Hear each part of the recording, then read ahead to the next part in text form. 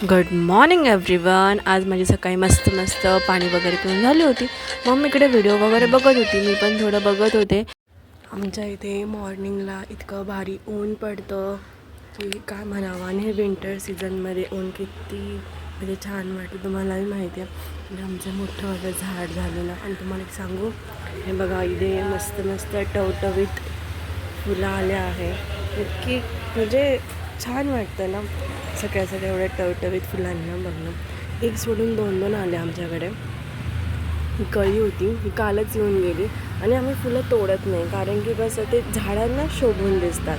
आणि तोडून तरी काय, आपण देवांनाच वाहणार ना, त्यापेक्षा झाडांनाच किती क्यूट वाटतात बरं.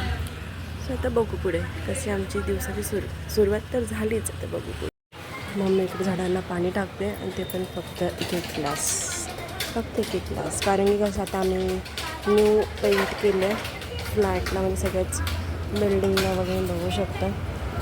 हे बघा, म्हणून फक्त एक ग्लास मम्मी पाणी टाकते. माझी इथे आंघोळ वगैरे झालेली आहे. आता मी देवपूजेला बसली. सो पटापटा देवपूजा वगैरे मी करून घेतली.